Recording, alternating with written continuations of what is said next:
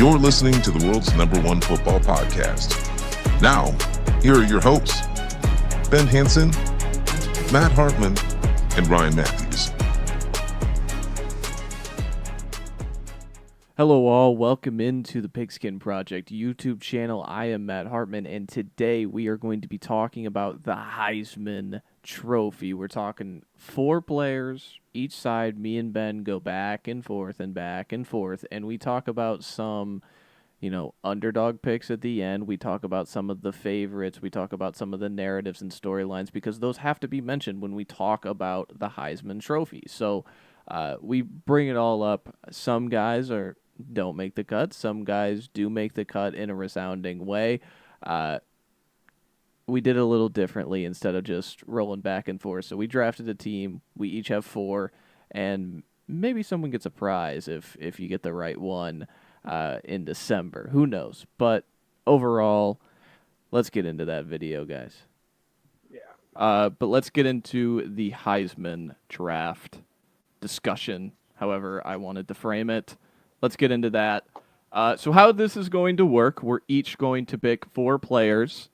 3 of them will be classified as, like any wild cards, whatever. You can pick whatever odds. The last pick you pick has to be over plus 5,000 dog, because I don't know, what was Daniels? I don't know. Daniels was not that high, but Travis Hunter last year, who won it, was over plus 5,000 at one time. So there is precedent in recent memory to win this award from them. So, do you want me to start it? Yeah, I mean, you can start it. My only ask is that I get my underdog, because I'm sure our underdog is the exact same individual. Well, I mean, maybe not. Who knows? But I mean, you know who my underdog is. But yeah, you can take it away here. With the first pick in the Heisman draft, I'm taking the best odds. I'm taking Arch Manning. Manning. I think that the Heisman Award circles the narrative, and it circles that ability more so than anything else. And I just think that, I don't like the odds at 7-1 for a guy who's barely played. But I think we could come in here 3 weeks. You could see the Ohio State game, frankly. I know I have them losing, but just overall, we could see them 3-4 weeks in, and it's just this is the most talented player in the country. And I think narrative plays a big factor. I think we cannot ignore, as much as I joke about it and saying, oh, this is the main character of the sport. It is. People are going to watch college football to watch what a Manning is doing. Mm-hmm. Giants fans are going to watch what the Manning is doing. Saints fans are going to watch what the Manning is doing. There is this, Colts fans even. It's ironic enough, all 3 teams who have employed Mannings along the way are in this hunt to get the next one, to get the 3rd generation Manning. But I'm taking Arch. Don't love the odds. Love the player. No, I absolutely agree. I mean, Arch, again, is the easiest selection to take here. Again, he has all of the narrative. He has a good enough team to get it done. He has a good surrounding cast. I mean, Arch, again, as you said, is the right pick to select, #1 overall. And to piggyback off of that, I'm going to go with the guy that has the second best odds, Cade Klubnik. We end up with the quarterback. Yep. Both of us end up with the quarterback that we had for the teams winning it all. I think, again, Clemson is going to be the best team in college football. And when you consider that Clemson's going to be the best team in college football and they have a good quarterback, he is just going to, no matter what happens, is going to just be a part of that race because he plays on the best team and is a good quarterback. And again, I do think that we see Cade kind of really take that next step into being one of the best college quarterbacks this year. So easy second overall pick with Cade. Love to see it. That's obviously my number 2 pick. We're not going to snake. All right, chat. No. We're not going to snake because it's 2 people. If Ryan was here, we would have snuck. Snaked or snuck? I don't care. Yeah. Snaky snuck. Number 2, my pick is, oh man, you're not gonna take him on the third go around. I think I'm gonna give you the player. I know you're gonna take him, but I talked about it in the playoff preview. I'm gonna take Jeremiah Smith. I think there's a world where I think Sand can sling the ball, but I think this could be circa Devonta Smith. Like I think he is that good. He is that talented. 12-1, 13-1, wherever you can get it. I think he's just one of the most talented players that we've seen ever. And every person who come across that is saying the same thing, so I'm not breaking any news. But just overall, I think that if he were able to, because my predictions are what I believe, and if he carries this team to 12-1, 12-0, going into the conference championship game, and they're that dominant in conference play, they beat Texas. I'm just going to take Jeremiah Smith. I think the narrative behind him to have another receiver win it, Travis Hunter was kind of in between, but still, I think there could be a crowning, and then it leaves like a weird third season for him, because he's then going to be like, I have a national championship, I could have a Heisman. What would he do? Frankly, like yeah. So, I mean, what more can he do? So yeah. There's a lot of options, and I'm kind of, to be frank, I'm playing the man, not the board here, because I think I know where you would go with your last selection, and I'm sorry that I got to do it to you, but again, I'm playing the man, not the board. Jeremiah Love. Kind of all in the same sense that you had said there with Jeremiah Smith. You can say the same thing about Jeremiah Love. Obviously a different position, but he's going to be the engine that runs that offense. We've seen a little bit of that precedent just last year with a running back in Ashton Jeanty being, the runner-up in that award. And I do think that Jeremiah Love is that special of a talent to be in this conversation. And again, I mean, I have Notre Dame making the playoffs. He's going to play on a good enough team, and he's going to put up, again, these eye-popping numbers. Jeremiah Love. Yep. 40-1. I have him at 50-1 and even a 55-1 small ticket. So, yeah, we were early on him. So, love the pick. Like you said, playing the board. My third pick, I'm going to take the Alabama quarterback, Ty Simpson. And I think there's going to be a lot of pushback on that. Garrett Nussmeier's there. Lenore Sellers is there. Even DJ Lagway, who I have Florida making the playoff, is there. I'm taking the Alabama quarterback because I think his receiving weapons are so phenomenal. And what DeBoer is able to cook up for these guys. Penix was runner-up a few years ago, and a lot of people thought he should have won it a few years ago. And you're bringing in Isaiah Horton from Miami.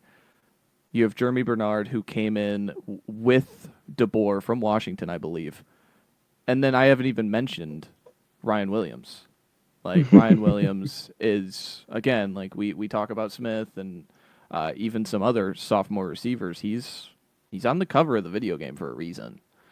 So, yeah, I think I'm going to take the Alabama quarterback more than Ty Simpson. I think Ty Simpson is talented, but even if this was like Austin Mack, which it was never going to be Austin Mack, I always thought Keelan Russell would be more of the guy, just if he is just so physically imposing. But yeah, I'm going to take Ty Simpson here, 18-1. Yeah, I mean, I'm right there with you in terms of taking the SEC quarterback here. I'm going to take the SEC quarterback that I already have money on to begin with. That's DJ Lagway. Now, what is his health going to look like come season? That's tough, but I do think DJ Lagway is that talent at quarterback. And again, we're talking about storylines. You had said it earlier in the episode when you had talked about Florida. If DJ can put up great numbers and bring back Florida to at least partial of the relevancy that they had, people are gonna love it. I already have a ticket on him. I placed a ticket in like December on him at plus like 2,000. I think the only thing that's really going to hold him back is what is his health going to look like? Can he stay healthy for an entire year, play the entire season? And if I think he can, if he can't stay healthy, I think he could be in this conversation. Yeah, that's the reason I didn't take him, because it's just he is a mystery box, man, and I think what he brings to the table is also being a pretty physically imposing runner, and that's what I believe happened against Georgia. So again, it's just a hesitancy on that, but you taking the talent, I understand. I mean, you have money on him. So now we're into the underdog territory. So guys like Nussmeier and Sellers and Drew Aller probably not going to be picked here. So nope. Can I guess who your underdog is? Yeah, you can. Is it going to be Dampier? It is not. No. Oh, I tried. I took Raiola.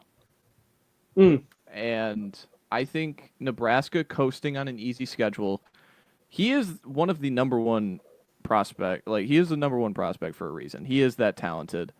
I think for a true freshman, I think we had lofty expectations. They did what they needed to do for me, for Nebraska, is like they needed to get to a bowl and win it. They needed to beat another Power 5 team in a bowl game, or Power 4 team, in a bowl game, to just prove like, hey, we're going in the right direction, and we can really take a sky leap in year 3, because he's going to be more developed. Rule is just going to have it figured out, as he just does. Like, at some point, we need to look at this and be like, hey, he's done this everywhere he's been in college outside of, the NFL with the Panthers. But yeah, man, I think he's the best underdog pick right now. I dabbled in another underdog pick. I've dabbled in Damon Williams with Washington, so I'm with you on that one, but not at 65 to 1, at 150 to 1. So I didn't like the odds on that one. Another one I want to throw out is 80 to 1 Joey Aguilar at Tennessee, because I think that I was never a big fan of Hendon Hooker. And Hendon Hooker finished 5th. He had the counting stats. Hyatt won the Biletnikoff. I think Mike Matthews over there is really, really good at Tennessee. He's a true sophomore. He's just, again, a part of that 2024 receiver class that I think just, what if he pops in a real way? And what if in a year where, again, talking the narratives, I don't think Aguilar is going to necessarily win the award, but just throwing him out there because, the narrative of, Nico leaving because of money, having this very vocal, verbal divorce, it felt like, over money in this new age of college football, and Joey Aguilar coming in from App State and being like, hey, I'll take the job and I'll do it better. What if they make the playoff and it's just there's no drop off from Tennessee and they're still as good as they were last year and he's winning and he's better than Iamaleava, because even last year Iamaleava wasn't, too pristine of a quarterback. So yeah, I just a shout out at 80 to 1. I was just looking through and interested, and did I mention Raiola is 65 to 1? So your last pick. Yeah, I mean, before we get into kind of my last pick, kind of the two that had really stood out to me, obviously outside of Damon, in terms of fun underdogs that could maybe get it done. Luke Altmaier. Illinois is a team that everyone really, really likes. They win. Are they the Indiana of this year? Again, if they're in that conversation, him being the quarterback, he's going to be in that conversation. And then kind of all the way on the flip side of the spectrum there, the best defensive player in college football, I think, is always just something to talk about. For me, it can be argued who that is. I think it is Caleb Downs. Given I don't think a defensive player will ever win this award. If Sue didn't do it when he did it, I don't know if any player will ever do it. again, the whole Travis Hunter of it all, that's a whole, can of worms. But that's just, a float or two throw out there in Caleb Downs. And then there was one more. It's going to bug me. That's all right. Colin Simmons? Bo Pabila. Oh, okay. That would just be fun. Again, that just, can he, get this kind of what is viewed as this lower level SEC team and bring them up and rise them up. And if he can do that, people are going to be like, whoa. This guy was sitting behind, Aller. And, this makes sense now why he wanted to transfer out middle of the playoffs, because he's this kind of talent. But the guy that I'm picking here, this should come as absolutely no surprise to you specifically here, Matt. It's Cam Coleman, the wide receiver out of Auburn. I am absolutely in love with this kid as a football player. He is so much fun. He has the potential to I don't think quite get to where, Jeremiah Smith is, but man, he's pretty gosh darn close. He has the size. Can Jackson Arnold actually get him the football? If you go back down and you kind of look at the last few games of his season, he went on an absolute tear when he finally found him, a place within that offense. And if he can kind of just hit the ground running and pick up where he left off last season, he will absolutely be in this discussion. And we're going to be like, holy smokes. In back-to-back drafts, we're going to have a Jeremiah Smith, and then a year later, we're going to have a Cam Coleman. If you guys don't know who Cam Coleman is, I beg you guys to look into this kid. He's so much fun to watch. But that's my underdog, Cam Coleman. So, yeah, he ended his season last year against A&M, Mercer, and Alabama with over 300 yards across those 3 games and 6 touchdowns. So it's like, some people are like, well, Mercer's thrown in there. Well, A&M was a playoff team till the end, and Alabama was a playoff team there till the end against Oklahoma. So he's a part of, again, I mentioned it, the 2024 wide receiver class. We're going to look back at that and go, my God, did that produce some ridiculous freaks all around the country. And Cam Coleman is no different, 250 to 1, obviously, because of the receiver and the element of hey, Jackson Arnold, throw the ball accurate to him. Yeah. That is also on the table. So, but that's, hopefully you enjoyed that video. We really appreciate you clicking on this video. Make sure to like and subscribe. That always helps us out. And remember, check out our links in the description. And Wednesdays, 9:30 Eastern, 8:30 Central Time, live over here, talking ball, interacting with the chat, having some fun. So you wouldn't want to miss that. But that's all for me. And till next time, roll that outro.